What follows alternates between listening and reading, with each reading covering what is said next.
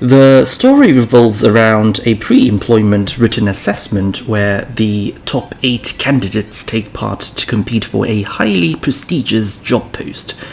The candidates are sat down in front of a single piece of paper with their candidate number on it.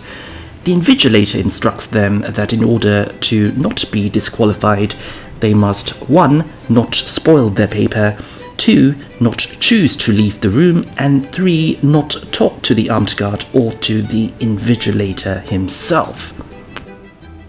Upon saying this, he asks any questions and sets the timer for 80 minutes.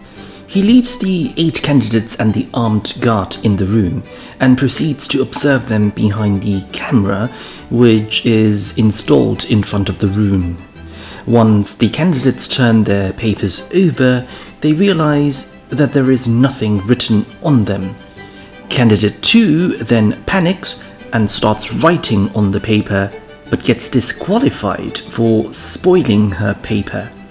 Seeing this, other candidates put their pencils down and work out that it is permissible to talk to each other. They decide to cooperate with each other to find the questioned by any means. They use light, water from the fire sprinklers, and even urine in attempts to reveal the supposed question on their papers. Candidate 5 then conspires to have Candidate 4 activate the fire sprinklers by having her burn her paper, and then went on to manipulate Candidate 1 to spoil his paper by having him eat it, thereby disqualifying Candidates 4 and 1. And then there were 5 left.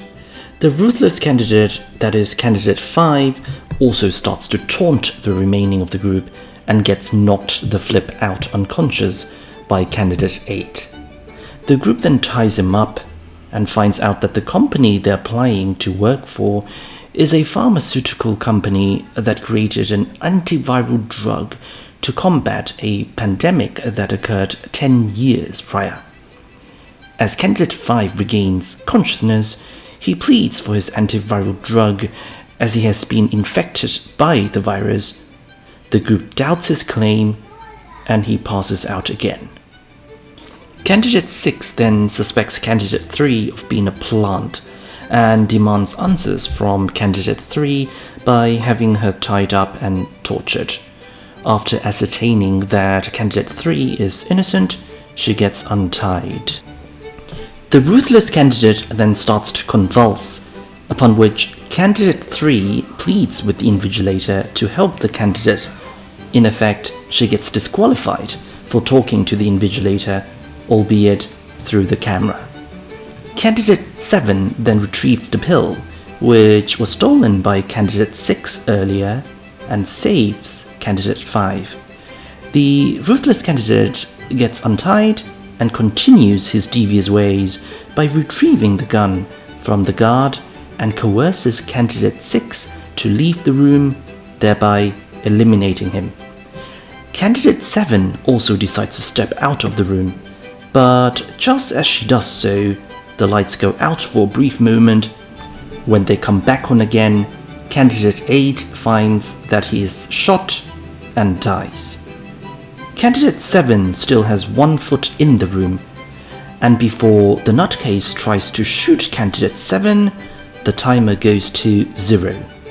The nutcase, that is Candidate 5, addresses the invigilator, saying that he has successfully completed the assessment and that he should be hired. But little did he know that Candidate 1 had tampered with the timer earlier by fast-forwarding it by about 20 seconds. This means that it was still under exam time when he was talking to the invigilator. This thereby disqualifies him, leaving only Candidate 7 to still be participating in the assessment. And she also happens to be blonde. As she moves back into the room, it occurred to her to use a pair of spectacles and a broken piece of glass together as a magnifying glass to closer inspect the exam paper. She finds the phrase question 1 written in microscopic writing and realizes that there was only ever one question, which was any questions asked of the group at the start of the assessment. The CEO, which happens to be candidate 1, walks in with the invigilator.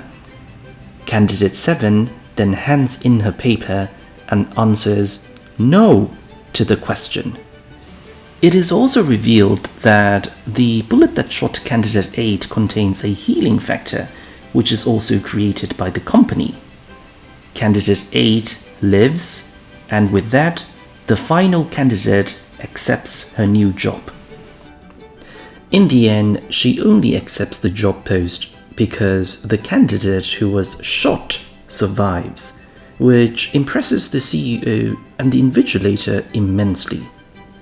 It just goes to show that however competitive life gets, what puts you in front is compassion and attention to detail.